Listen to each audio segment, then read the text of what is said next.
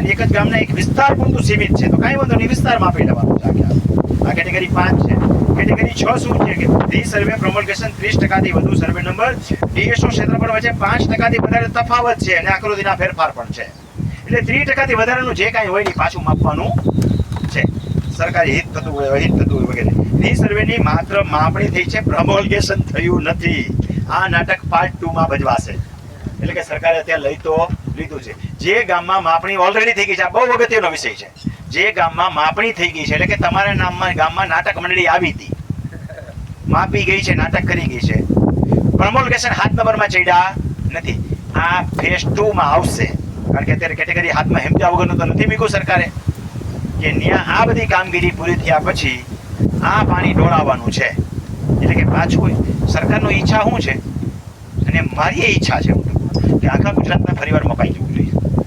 દર 30 વર્ષે રીસર્વે પ્રમોલ્ગેશન થવા જોઈએ. આવું હું કહું તો ગુજરાતવાળા મારવા દોડશે મને કે સાહેબ એક વખતની કેડ ભાગી કે વાહ કાબરા થઈ ગયા છે, હજી બીજી વાર આપણે કાબરા કરવા નથી. પણ થવું જોઈએ, સાચું થવું જોઈએ.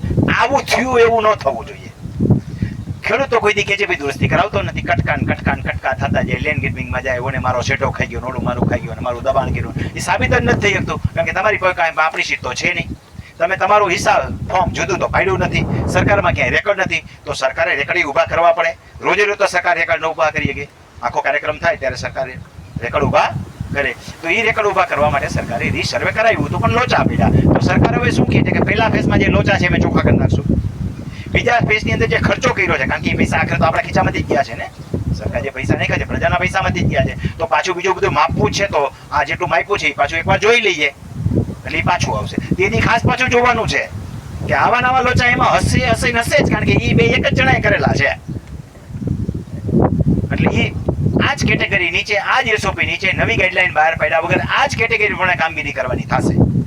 એ પૂરું થઈ ગયા પછી જ્યાં હવે છાંટા નથી ઉડ્યા ને, જ્યાં વાવણી થઈ ગઈ, ક્યાંક ઓછા વરસાદ વાવણી જોગ થયો છે, હવે જ્યાં વાવણીમાં બાકી રહી ગયા છે ને ન્યાય વાવણી કરવાની છે. એટલે કે જ્યાં રીસર્વે નથી થયું ત્યાં પણ ફરીવાર આખું રીસર્વે કરીને આખા ગુજરાતનું કે જે દુરસ્તી ચોખ્ખું કરવાનું થાય. પણ આ સુધી સંઘ દ્વારકા નહીં પોગે.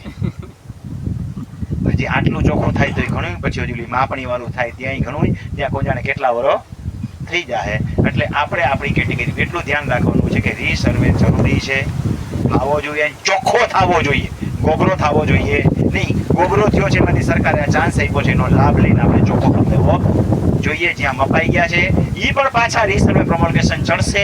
એ જ આ એસઓપીની ગાઈડલાઈન પ્રમાણે કામ પૂરું કરવાનું છે. આમાં ક્યાંય ડેડલાઈન નથી આપી એટલે કેદી થશે, કેટલા સમયમાં થશે એવું ક્યાંય પરિપત્રમાં કે એસઓપીમાં કહેવામાં આવ્યું નથી. એટલે કે અમારી સગવડતા પ્રમાણે જેટલું થશે એટલું કરવા પ્રયત્ન કરશું. એટલે હવે અલગ અલગ તાલુકાની અંદર એના પ્રોગ્રામ બહાર પાડવા મળી ગયા છે. એક એક તાલુકા વાઇઝ કામગીરી થશે, કારણ કે નવું મહેકમ છે નહીં, નવા સર્વે છે નહીં, જે છે જેવું છે એનાથી કામગીરી કરવાની છે. એટલે એક પછી એક થાય છે.